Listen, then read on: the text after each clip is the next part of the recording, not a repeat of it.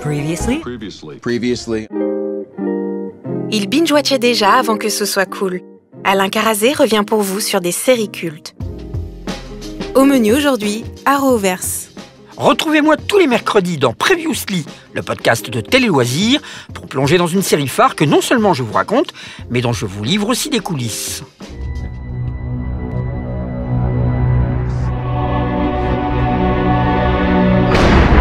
Je suis le Monitor. Depuis des millénaires, enfin, peut-être un peu moins longtemps, mais on va s'en tenir là, c'est pour l'effet dramatique, j'observe les méta-humains du multi-univers.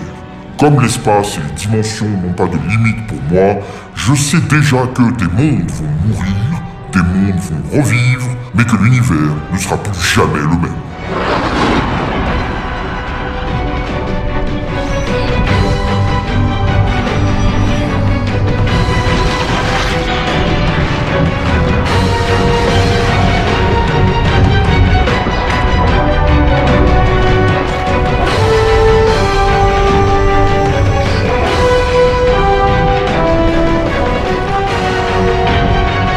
Alors que l'on arrive à la fin d'un cycle et au début d'un autre, vous allez voir avec moi comment celui qui a instauré cet univers, qui en est à l'origine, qui lui a donné son nom et qui vient de connaître sa conclusion, a vécu. Comment il est devenu quelqu'un d'autre, quelque chose d'autre.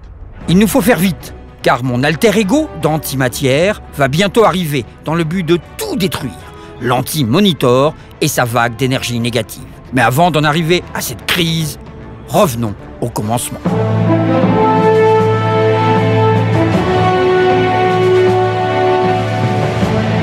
Si vous vous souvenez bien, et sinon vous pouvez très bien le réécouter, j'avais dressé déjà le constat accablant de la présence des super-héros sur le petit écran au moment de parler de l'incroyable Hulk. Enfin, accablant pour les super-héros de la Marvel, qui se vautrent d'échec en échec, d'adaptation à côté de la plaque en adaptation ratée, exception faite du dit Hulk et du très récent Daredevil. Alors que les personnages, par contre, de la concurrence, d'ici, les super-héros des origines, eux, ils cartonnent littéralement. Superman, Batman et Wonder Woman, la trinité des héros, vedettes de chez DC, enchaînent les adaptations avec bonheur à travers les décennies, de Lois et Clark à Gotham. Donc, continuer d'adapter à la télévision ces personnages emblématiques qui font partie de la pop culture et en faire des séries multigénérationnelles, ça tombe sous le sens. Et c'est en plus assez facilité par le fait que, maintenant, Warner Media, c'est Warner Media qui possède DC Comics.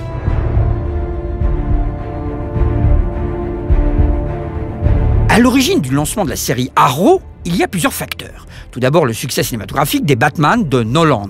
Et le style extrêmement sombre de ces films va très fortement imprégner cette nouvelle série. Ensuite, il y a le succès cinématographique de Iron Man, un personnage de second plan de la Marvel qui gagne en profondeur et lance le Marvel Cinematic Universe. Un personnage torturé, traumatisé, qui dissimule cela sous une arrogance toute apparente. Alors, pourquoi ne pas en faire de même avec un personnage de second plan de la DC, tiens, l'Archer Vert, le Green Arrow, ça sera celui-là. Il est très loin de la fameuse Trinité déjà mentionnée, donc il ne fera pas d'ombre à d'éventuelles versions cinéma, car personne n'imagine confier à l'Archer Vert les rênes d'un blockbuster. Après, il y a aussi la fin de Smallville en 2011. À l'époque, le directeur de la chaîne CW, Mark Pedowitz, qui diffusait Smallville, reconnaît qu'énormément de jeunes hommes adultes, en particulier ceux entre 18 à 34 ans, la cible la plus importante pour les annonceurs publicitaires, ont quitté la chaîne à la fin de Smallville. Trouver donc un autre super-héros qui attire cette cible de spectateurs, c'est crucial.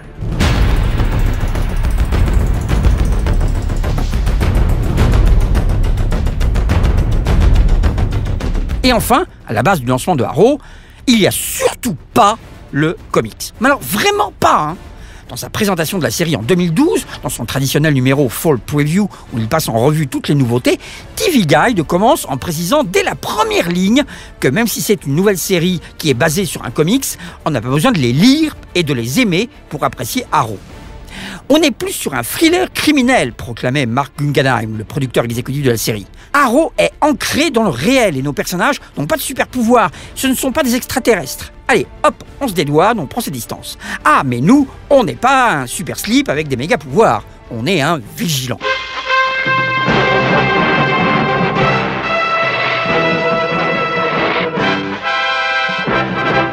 Alors, à la base, d'où vient-il cet Arrow ? En fait, il vient de Green Arrow, l'Archer Vert a été créé pendant ce qu'on appelle l'âge d'or des comics. C'était en 1941. Il rejoignait avec d'autres créations la fameuse Trinité dont je vous ai parlé. Très clairement, Oliver Queen, c'est son nom, était un décalque à la fois de Robin des Bois, l'archer mythique de la forêt de Sherwood, de Guillaume Tell aussi, d'une certaine manière, pour son maniement des flèches, et surtout de Bruce Wayne, millionnaire le jour, justicier sous son masque. Comme Batman et Robin, Green Arrow a son Arrow Car, sa base, elle, à Arrow Cave, et il a même un jeune comparse, Speedy, exactement comme Robin. Tous deux combattent le crime grâce à leur acuité au tir à l'arc avec des flèches gadgets assez fantastiques et assez peu crédibles.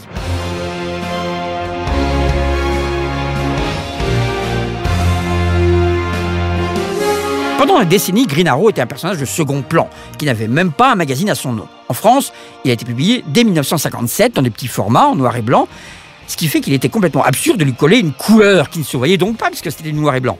Il est donc devenu, en France, Flèche Rapide. Et son jeune associé porta le nom de Dard Volant. Non mais, je ne déconne pas, Dard Volant. Tous les deux devenant les Francs Archers. Aux États-Unis, le personnage a connu une métamorphose, plus de 25 ans après sa création. Un renouvellement complet dans son apparence, physique, dans son costume et dans sa personnalité.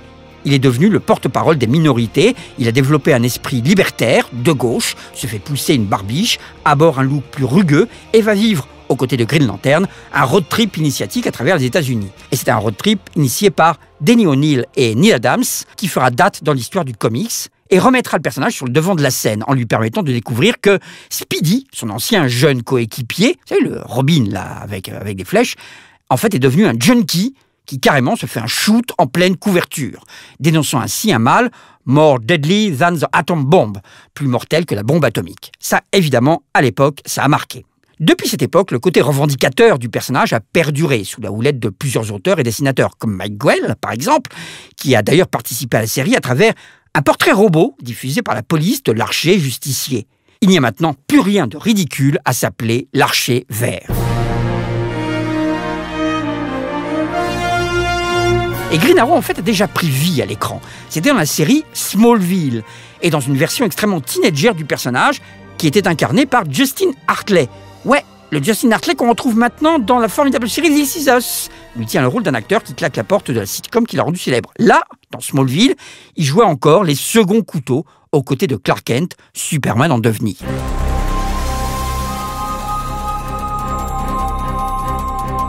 Nous sommes à la rentrée 2012. Guggenheim porte le lourd fardeau d'avoir coécrit le flop cinématographique de l'année précédente, le Green Lantern de Martin Campbell avec Ryan Reynolds, un Ryan Reynolds qui n'était pas encore Deadpool.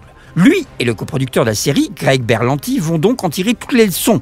Ils avaient perdu le contrôle créatif du film, ils vont donc plutôt envisager de transposer un héros de comics à la télévision, parce que là, ils auront le contrôle. Guggenheim a d'ailleurs écrit aussi pour les comics sur des personnages comme Wolverine, comme Spider-Man, Flash et Aquaman. Mais là, on est dans une série télé. Elle se veut fédératrice, donc clairement, pas de super pouvoir. Et surtout, comme les autres séries de ce type, de Heroes à Smallville, pas de costume lycra, mais une tenue tout ce qu'il y a de plus classique, noir, cuir, surtout pas de verre, hein. Pas de masque non plus, mais une capuche rabattue. Une tenue créée par Colin Atwood, un monsieur qui a déjà remporté 4 Oscars pour ses tenues et ses costumes.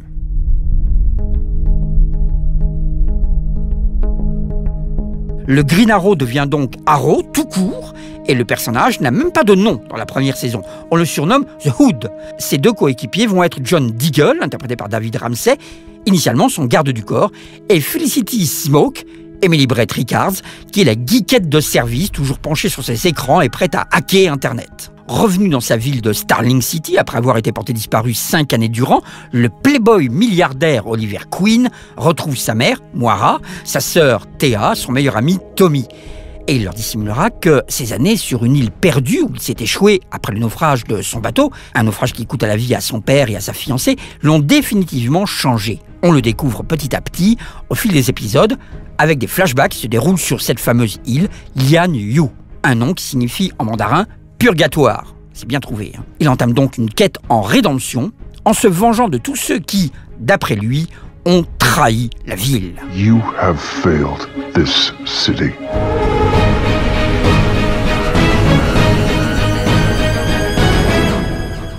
Lui, il le fait muer avec la grosse voix. Mais comme vous êtes vigilant, vous aussi, vous avez noté que ce numéro de Previously n'a pas vraiment pour titre Arrow, mais le Arrowverse. Un univers, le Arrow Universe. Un univers développé à partir de la série Arrow. L'équivalent du Marvel Universe, quoi. À l'époque, Guggenheim confie que ce développement n'était absolument pas prévu, ni même envisagé. Pas de costume flashy, pas de super pouvoir. Arrow restait un solitaire sur les écrans de télévision. Mais bon, on dit un truc, et puis ensuite les événements vous font changer d'avis. C'est bien connu.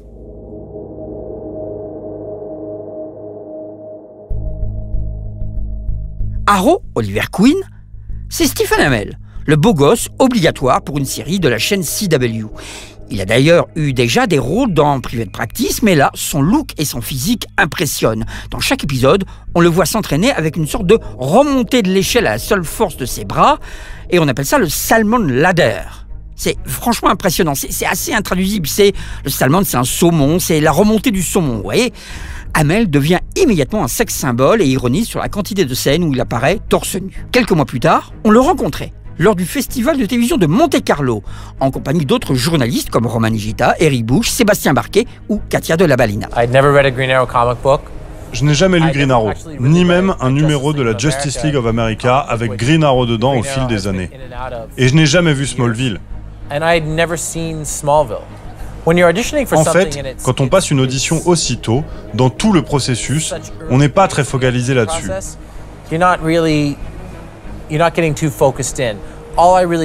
Tout ce qui m'importe avec une toute première audition, c'est d'être moi-même, d'être enthousiaste, charismatique et d'être quelqu'un que les producteurs, le responsable de la distribution et le réalisateur peuvent voir et se dire « Ah oui, lui, il semble être un type bien avec qui on pourra travailler sans problème. » Vous savez, c'est un élément essentiel, car vous allez passer énormément de temps avec la personne que vous aurez choisie.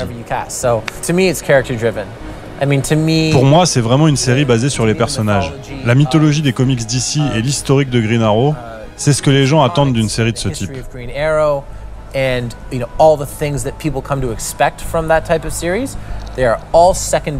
Tout cela est secondaire comparé aux relations entre les personnages. Après le tournage du pilote, j'ai demandé au réalisateur David Nutter quelle était sa scène préférée.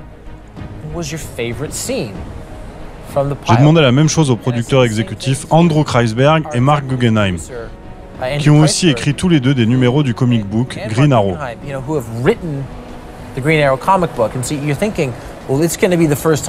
On pourrait s'attendre à ce qu'ils répondent « La première scène où tu enfiles le costume » ou bien « La première scène d'action ou quand je m'installe dans mon QG ».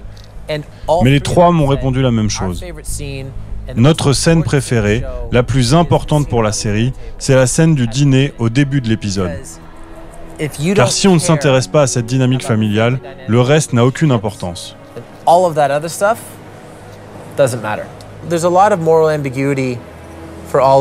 Oliver est très ambigu au plan moral, et il y a beaucoup de raisons pour ne pas l'aimer. Ça va être quelque chose de très intéressant en tant qu'acteur. Une de nos sources d'inspiration, c'est la version Green Arrow Year One, par Andy Diggle, un scénariste dont on a repris le nom pour le personnage de John Diggle. Et il y a aussi The Longbow Hunter, par Mike Grell. Il y a beaucoup de choses qui nous ont inspirés là-dedans, qui étaient un peu nos phares, mais on en a fait notre propre univers.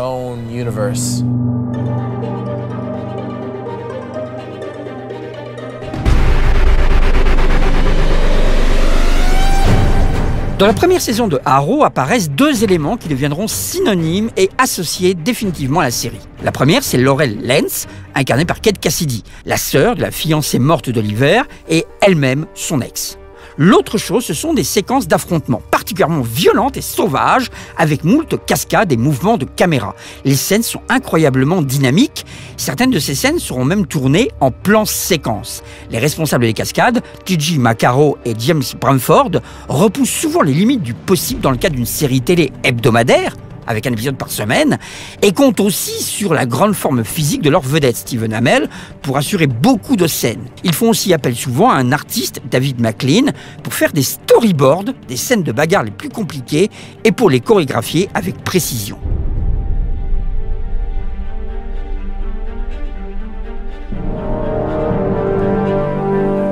Non content d'apparaître comme un vigilant muet par la vengeance, éliminant tous ceux qui figuraient sur la liste de son défunt père, Et recensant donc les gens corrompus de Starling City, le Hood de cette saison doit affronter l'Archer Noir, son équivalent, mais encore plus sombre que lui. Et il n'est autre que Malcolm Merrill, interprété par le formidable et exubérant comédien John Barrowman. Mais oui, le John Barrowman qu'on a découvert dans Doctor Who et qui a été vedette de sa propre série Torchwood, puis l'invité de Desperate Housewives. Malcolm, c'est le responsable de l'accident de bateau qui coûte la vie à Robert Quinn et qui isola Oliver sur l'île où il a appris à devenir Arrow. Malcolm fait aussi partie d'une certaine Ligue des Assassins.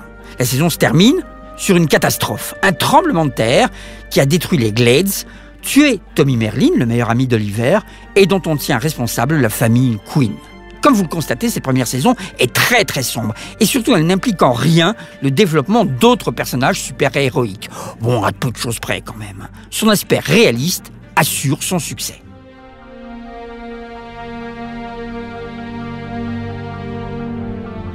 La saison 2 de la série voit des changements majeurs, et pas uniquement dans la tenue d'Oliver Queen ou dans la présence plus importante de Roy Harper, qui était déjà apparu la saison précédente, mais principalement dans la mission d'Arrow, qui va graduellement devenir un justicier plutôt qu'un vigilant, et va définitivement adopter ce nom.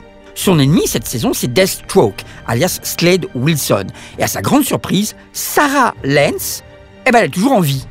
Elle est devenue une guerrière depuis son séjour sur la fameuse île, et elle portera le nom de Canary. Le drame, en fin de saison, c'est la mort de Moira, la mère d'Oliver, face à Slade. Avec son bataillon, dopé au sérum Miracuru qui fait d'eux des super soldats, Deathstroke va piller Star City. Et l'élément le plus important de sa saison, c'est l'apparition dans les épisodes 8 et 9 d'un scientifique. Un scientifique de la police de Central City, un certain Barry Allen. À la fin d'ailleurs de ces 2 épisodes, Barry Allen donne à Oliver un masque, plus pratique pour dissimuler son identité que la simple capuche rabattue. Puis, il revient à son laboratoire de Central City, voilà, fin des épisodes, et là, il est frappé par un éclair provenant de l'accident de l'accélérateur de particules du laboratoire non loin de là.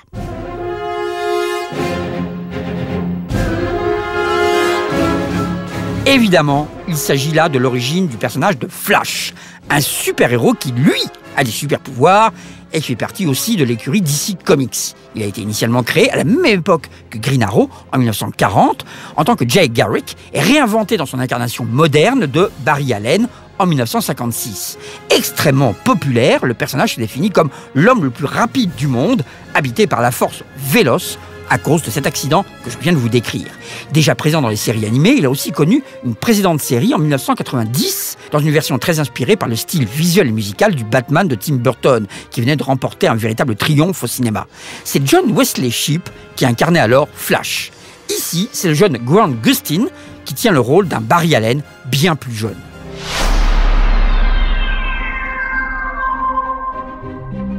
Et déjà, Stephen Amell nous avait mis sur la voie quand on l'avait rencontré en juin 2013. Ce serait cool d'avoir Flash. Ce serait un personnage vraiment cool. Il y en a tellement, Flash, Wonder Woman, il y a une référence à Bloodhaven. Je ne sais pas si Nightwing a fait partie de la Justice League, mais il y a tellement de personnages chez DC que ce serait intéressant de les présenter via notre univers. Et vous avez bien entendu, il dit notre univers. Et le Arrowverse n'est donc pas une vue de l'esprit. Bien que cette apparition dans Arrow soit un test, où Barry Allen n'est pas encore un super-héros, il n'est pas encore le Flash, et donc il ne porte pas de costume, il est quand même question de le faire revenir un petit peu plus tard dans la saison, cette fois-ci en pleine possession de ses pouvoirs. Mais cela ne va jamais se faire. La chaîne CW, convaincue par les producteurs de Arrow, Mark Guggenheim et Greg Berlanti, va donner son feu vert directement à une série pour la saison prochaine.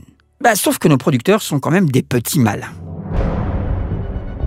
Vous vous souvenez qu'au tout début de Arrow, on nous avait juré, promis, craché qu'on n'avait rien en tête en lançant cette série. Surtout pas de se lancer dans les super-héros aux super-pouvoirs. Mais c'était sans compter avec les 4 140 000 spectateurs du premier épisode de la série. Et donc du record d'audience sur la CW qui a fait, avec Arrow, son meilleur lancement depuis celui de Vampire Diaries.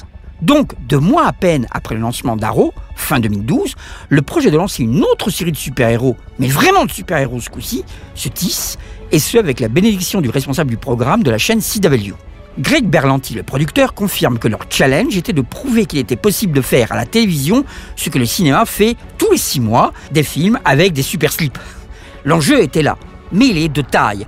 The Flash n'avait pas la même tonalité que Arrow, car le héros a lui des super pouvoirs, il a un costume extrêmement voyant, écarlate, et c'est un personnage bien moins athlétique que ne l'est Stephen Amell, mais tout aussi attractif et d'apparence vulnérable. Autre contrainte, les effets spéciaux. Différents de ceux de la version des années 90, ils doivent cependant être extrêmement crédibles, et là ils sont très nombreux. Il y a plus de 200 effets dans chaque épisode de Flash. Enfin, si Arrow présente tout de même des personnages issus de comics, comme Bronze Tiger et Brother Blood, Flash, lui, plonge plus franchement dans les super-vilains et la science-fiction. Il y a même Captain Cold et le Reverse Flash qui font partie de son univers. C'est donc Grant Gustin, une des révélations de Glee, qui endosse le costume du Scarlet Speedster, et son père, incarcéré pour le meurtre de sa propre femme, est à l'origine de sa quête pour la vérité et pour la libération de celui qu'il sait innocent. Et son père, il a été interprété par John Wesley Shipp, le Flash de la série télé de 1990. C'est un bel hommage. Ces rapprochements avec les personnages de comics vont donc se poursuivre dans la saison 3 de Arrow, qui est diffusée en parallèle avec celle de The Flash. Ayant en tête les rencontres entre L'Homme qui veut l'être milliard et Super Jamie qui ont bercé leur enfance, les producteurs, Berlanti et Guggenheim, vont même créer une histoire sur 2 épisodes, un crossover entre les 2 séries. C'est définitif. Sous la houlette du producteur exécutif Andrew Kreisberg, Oliver n'est plus un tueur en quête de revanche, mais un vrai justicier, et sa relation avec Felicity va évoluer sur un terrain bien plus romantique. L'ennemi d'Oliver, pour cette saison-là, c'est ni plus ni moins que Ra's al Ghul, le gourou en quête d'immortalité. C'est lui aussi qui dirige la fameuse Ligue des Assassins et possède le puits de Lazare qui, comme son nom l'indique, peut ressusciter les morts. Le personnage a d'ailleurs déjà affronté Batman par le passé, entre autres dans les films de Nolan, où il était incarné par Liam Neeson. Roy Harper, interprété par Colton Haynes, passe du stade de gentil pickpocket à l'identité d'Arsenal pour lutter aux côtés d'Arrow, qui deviendra graduellement son grand frère en quelque sorte. Et Laurel Lance fait maintenant partie de la Team Arrow, car elle aussi, suite à un entraînement forcené, devient le Black Canary. Bon, d'ailleurs, on aurait pu s'en douter, parce que Laurel, elle travaille initialement au sein de la City Necessary Resource Initiative, la CNRI, Canary. Et oui, ben voilà, il suffisait d'y penser. Et apparaît aussi un autre personnage, Ted Grant, un boxeur, qui dans les comics lutte contre le crime sous l'identité de Wildcat.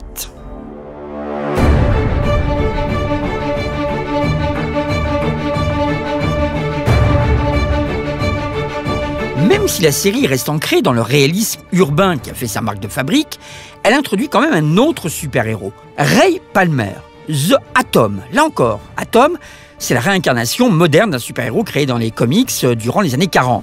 Dans ces nouvelles versions, Atom peut devenir minuscule, comme son nom l'indique, et même naviguer au sein des signaux d'une ligne téléphonique. C'est en quelque sorte l'équivalent de Ant-Man de la Marvel, si vous voulez. Évidemment, dans la série Arrow, le personnage est résolument différent. C'est le nouveau propriétaire de la compagnie d'Oliver Queen, et donc le boss de Felicity. Il va, par la suite, inventer un exosquelette qui lui permet de modifier sa taille. Et dans le rôle de Ray Palmer, on trouve Superman. Enfin, on trouve Brandon Routh. Brandon Routh qui incarne donc le personnage et qui a tenu le rôle de Superman une fois au cinéma dans le film Superman Returns.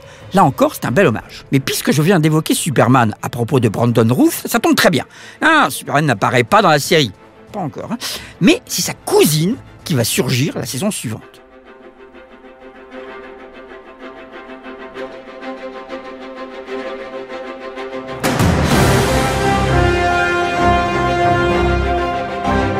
Nous sommes à la rentrée 2015.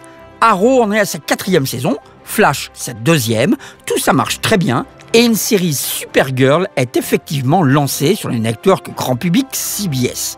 Car en effet, si Arrow est devenu un justicier urbain et si Flash est un super-héros, Supergirl, c'est plus une comédie romantique d'aventure avec des conflits amoureux et même Calista Flockhart. Ally McBeal en personne dans le rôle d'une directrice égocentrique et superficielle, Cat Grant. C'est Melissa Benoît, elle aussi une des révélations de la série Glee, comme Grant Gustin, qui va incarner Kara Zor-El. Et qui, comme Jor-El, Superman, a échappé à la destruction de Krypton pour arriver sur Terre et se dissimule sous l'identité de Kara Danvers. Tout comme pour John Wesley Shipp, l'ancien Flash qui tient le rôle du père de Barry Allen dans la nouvelle série, la tradition se poursuit dans Supergirl, puisque les parents adoptifs de Kara sont incarnés par Dean Cain, qui était le Superman de Lois et Clark, et par Len Slater, qui fut, elle, Supergirl dans le film de 1984. Elle aussi produite par le même concepteur d'Arrow et de Flash, Craig Berlanti, cette série Supergirl ne laisse plus planer le moindre doute. Bon, d'un autre côté, étant donné qu'elle vole, elle ne laisse rien planer. Il est question là de créer une véritable écurie télévisée avec de plus en plus de personnages issus des comics d'ici. Après Atom, Black Canary, Vixen, Katana, on voit très vite débarquer John Jones, le martien Manhunter, qui s'associe à Supergirl, Jimmy Olsen, qui va prendre l'identité du gardien, Mon-El, de la Légion des super-héros, qui va rejoindre Kara, et c'est Tyler Hoechlin, déjà vedette de Teen Wolf, qui endosse le collant et la cape de Superman dès la saison 2 de la série. Vous commencez à avoir se former un plan un peu plus global pour le Arrowverse, là? Moi, ça me semble assez clair.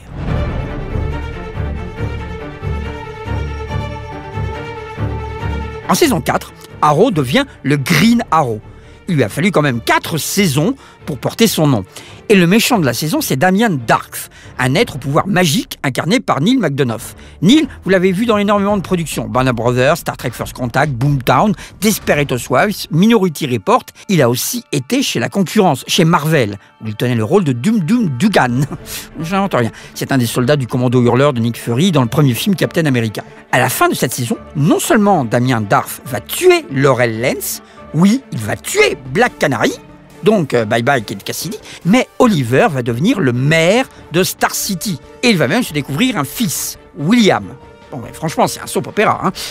Mais là encore, cette saison renforce le Arrowverse un peu plus avec de nouveaux membres, les légendes.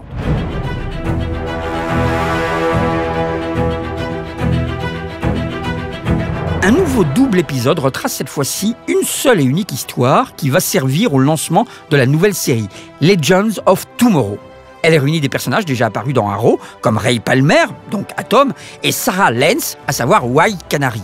S'ajoutent 2 ennemis de Flash reconvertis, Heatwave et Captain Cold, incarnés par le duo de Prison Break, Dominic Purcell et Wentworth Miller. Et on mixe le tout avec de nouveaux personnages adaptés des comics, Firestorm, Hawkman et Hawkgirl.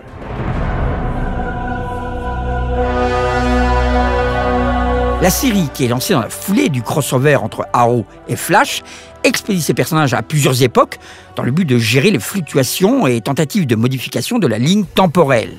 D'année en année d'ailleurs, Legends of Tomorrow non seulement accueille d'autres super-héros comme ceux de la Justice Society of America, Hawkman, Obsidian et Stargirl, mais aussi adopte graduellement un style de plus en plus loufoque et excentrique. Ces personnages de second plan contribuent à peupler un Arrowverse qui commence très sérieusement à concurrencer les Batman, Superman, Wonder Woman, Aquaman et Justice League qui vont tenter de s'imposer sur le grand écran. Enfin, tenter, j'ai bien dit, hein. Et ça continue, puisque la saison 5 de Arrow voit un retour au style urbain de la toute première, s'éloigne des sorciers et des exorcistes de la saison précédente, pour que Green Arrow redevienne tout sauf un solitaire, malgré le départ de Deagle et de sa sœur Thea. Il monte une nouvelle Team Arrow avec d'autres justiciers, Wild Dog, Mr. Terrific, Ragman, Artemis. Et ce ne sont pas les seuls. Pour aider Oliver dans ses nouvelles fonctions de maire, il va engager un garde du corps, capable de prendre l'apparence de n'importe qui, et donc de devenir une véritable cible humaine. Ça vous dit quelque chose, hein? Il a pour nom Christopher Chance, et oui, c'est lui, Human Target, un personnage mineur encore des comics d'ici, et déjà adapté 2 fois à la télévision par le passé. Vous vous souvenez peut-être, c'était sur TF1 en 1990 avec Mark Valley, et la version précédente était avec Rick Springfield, et elle date de 1992.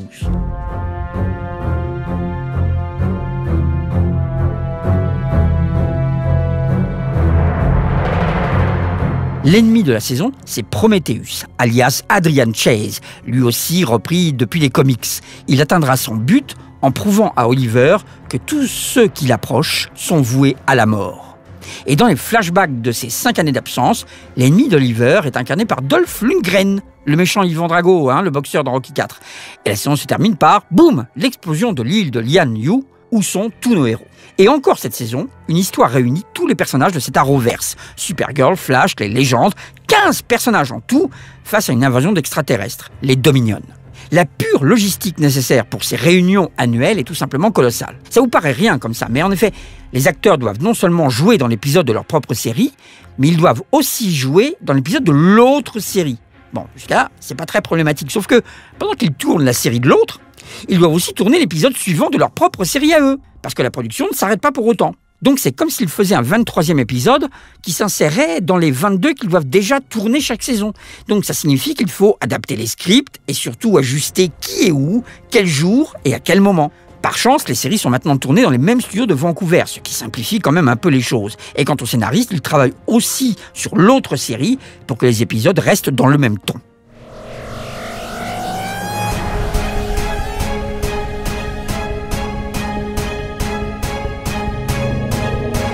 C'est Michael Emerson, le sinistre Benjamin Linus de Lost et le planificateur génial de la remarquable et malheureusement un peu oubliée série Person of Interest, qui fait son entrée dans la saison 6 de Arrow à la rentrée 2017.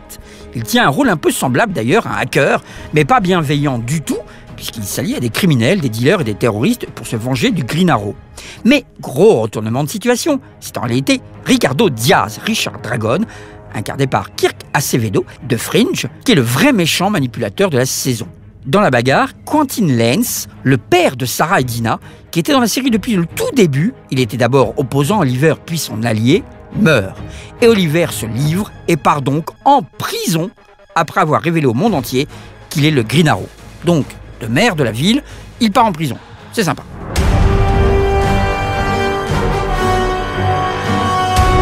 Cette saison, le grand meeting des super-héros entraîne Green Arrow, Flash, Supergirl et les légendes face à leur double en provenance de la Terre X, une terre parallèle à la nôtre où les nazis ont gagné la guerre et où donc Arrow est devenu le Dark Arrow, Supergirl et Overgirl, etc., etc. La difficulté cette année avec le crossover est que non seulement il réunit des personnages en plus de leur série, mais que chaque acteur doit jouer 2 rôles, lui et son double maléfique de la Terre X. Cette idée de terre parallèle où existent des personnages légèrement différents de ceux que nous connaissons, elle est à nouveau directement importée des comics.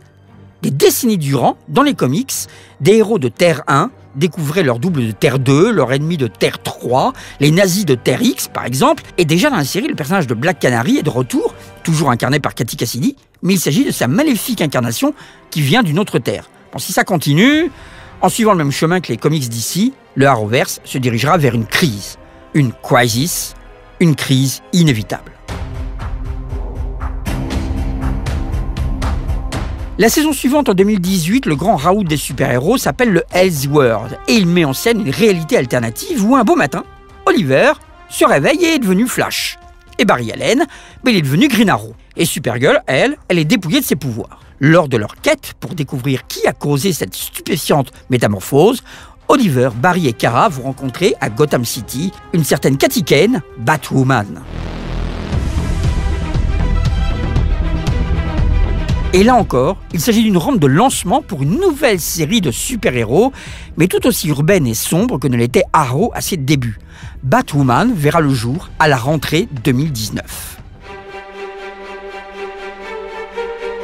Pour la 7e saison, on est déjà arrivé à la 7e saison de la série Arrow, Oliver est derrière les barreaux et la nouvelle productrice exécutive, Beth Schwartz, qui était auparavant scénariste de la série, évoque le mystère et la rédemption comme les sujets principaux de la saison.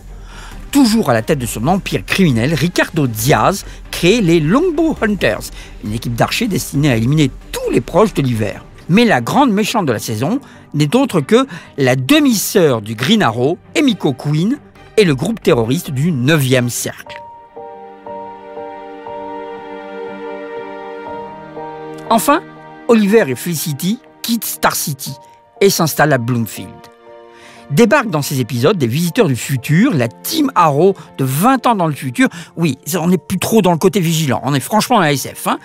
Avec à la tête de cette Team Arrow du futur, William, le fils d'Oliver, maintenant devenu grand, tout comme Mia, la fille d'Oliver et de Felicity. Enfin, nous sommes à la rentrée 2019 et la série s'achève avec sa 8e saison. En réalité, c'est au cours de la saison 6 que Stephen Amell décide qu'il arrêtera la série à la 7e année, à la fin de son contrat initial. Mais Greg Berlanti va le convaincre de faire une saison finale plus courte qui verra donc la conclusion et la fin de son personnage. Et cette conclusion, elle a déjà commencé la saison dernière. Je suis le Monitor. Oui, je reviens, Je reviens m'entretenir avec vous, car il est temps pour moi de me révéler à ces super-héros que j'observe depuis longtemps et dont vous avez suivi la progression et la multiplication. J'étais au cœur de l'histoire de la saison dernière, le fameux Elseworld, et je testais nos principaux personnages. Entre autres, Oliver, avec qui j'ai fait un marché. Sa vie contre celle de Flash et de Supergirl pour maintenir l'équilibre des différents univers entre eux. Je suis donc de retour dans les dernières secondes du dernier épisode de la saison 7 pour que Oliver tienne sa part du marché. Chacun des 7 premiers épisodes de cette saison finale d'Arrow va donc retracer les missions qu'Oliver va accomplir à travers des lieux et des époques différentes à mon service face à la menace qui pèse. Je lui ai dit qu'une crise cataclysmique se préparait et qu'elle sonnera le glas pour lui.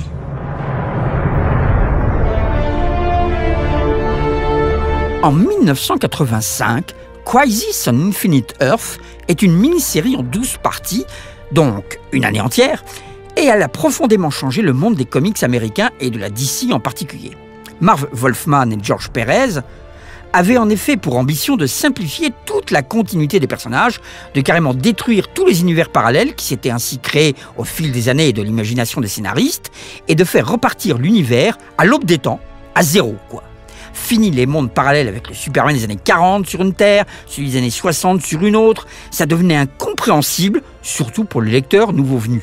Après la Crisis, l'univers des super-héros d'ici est modifié, simplifié, avec une nouvelle continuité. Le succès de cette série fut tel que les années suivantes, d'autres événements majeurs contribuent à balayer certaines incohérences du passé et à faire revenir la continuité depuis le commencement.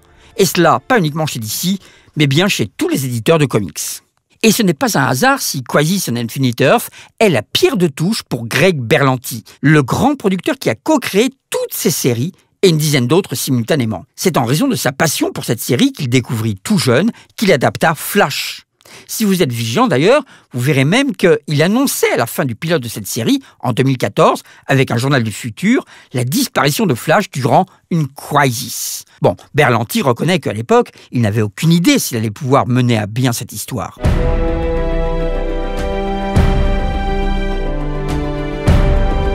Dans ce fameux comics, Crisis on Infinite Earth, l'Anti-Monitor, un être omnipotent au cœur du monde d'antimatière, détruit tous les mondes parallèles les uns après les autres. Et les super-héros de tous ces univers s'unissent et parviennent à altérer ses desseins. Ce faisant, ils vont subir de lourdes pertes et des personnages majeurs vont être sacrifiés, comme Flash et comme Supergirl. Et parmi les personnages à la trappe, Green Arrow, le Green Arrow des années 40.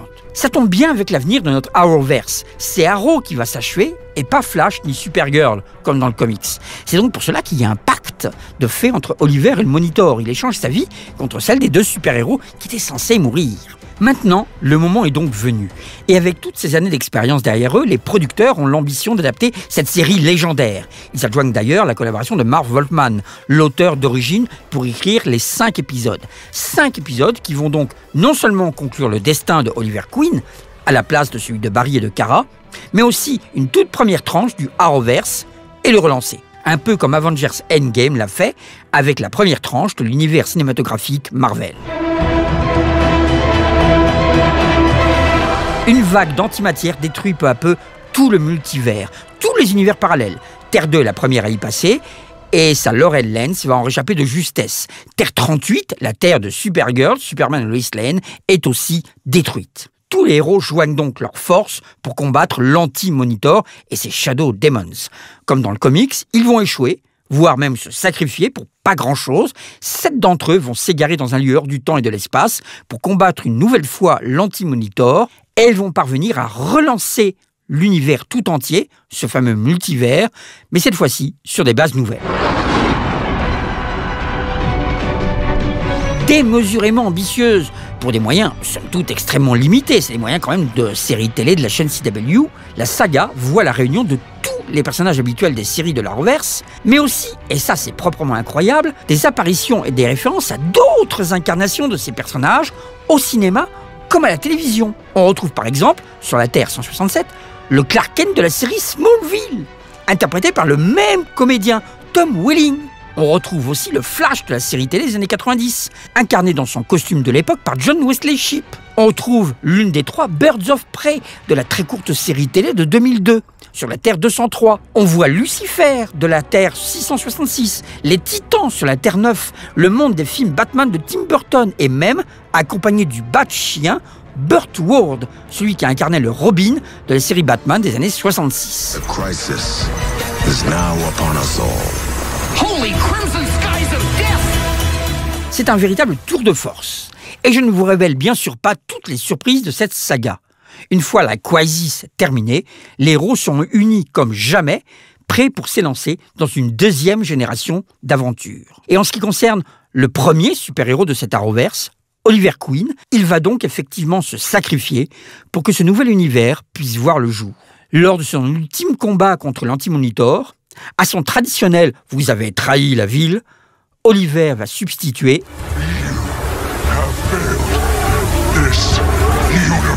vous avez trahi cet univers ». Eh ouais, c'est presque la même chose.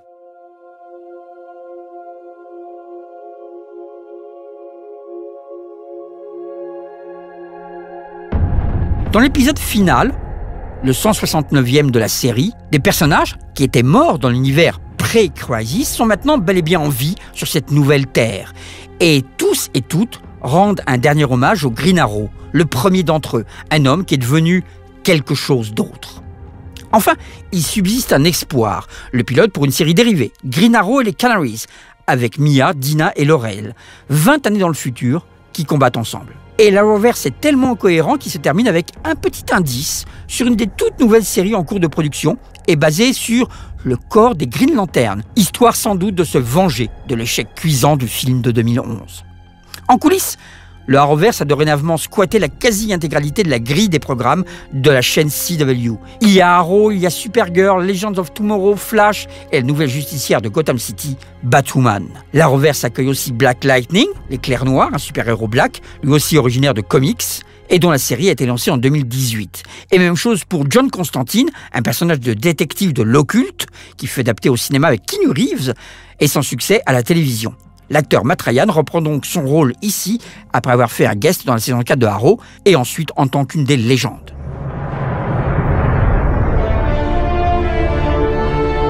En 2012, deux producteurs lancent une série avec un Robin des Bois encapuchonné, adapté de bande dessinée. Ni eux, ni leur interprète n'avaient en tête qu'ils créaient là un univers partagé et cohérent, qui lentement mais sûrement allait devenir une référence pour une nuée d'autres séries et de nouveaux personnages, toutes et tous dans la même continuité. Un univers bâti série après série, saison après saison. Flash, tout d'abord, puis avec un crossover entre lui et Arrow, ensuite avec Supergirl et avec Superman, les légendes qui voyageaient dans le temps, Black Lightning, Batwoman. Moi, le Monitor, je serai sans doute encore là pour les observer. Des mondes sont morts, des mondes vivent, l'univers ne sera plus jamais pareil, un univers qui est dorénavant revigoré, prêt à repartir jusqu'à la prochaine crise. Si vous voulez revivre la carrière d'Oliver Queen en tant que Green Arrow, non seulement AB1 rediffuse Arrow à partir de sa première saison, dès le 13 février, mais surtout les 6 premières saisons sont déjà réunies dans des coffrets Blu-ray, donc top qualité, totalisant 24 disques en tout, en attendant les 2 dernières. Les inédits de Arrow sont sur Netflix, ceux de Flash sur TF1, ceux de Legends of Tomorrow sur C-Star et Supergirl sur Série Club. Ça signifie que donc, si vous voulez suivre le fameux crossover comme Crisis, c'est pas simple. Mais il y a une rumeur comme quoi le crossover tout entier pourrait figurer dans un prochain coffret Blu-ray. La semaine prochaine, je vous entraînerai au cœur du SD6, des mystères de Rambaldi et des missions de Sidney Bristow. On retracera l'évolution de cette série révolutionnaire de J.J. Abrams, Alias. Ce podcast était réécouté sur les plateformes Podcast Addict, Deezer et Apple.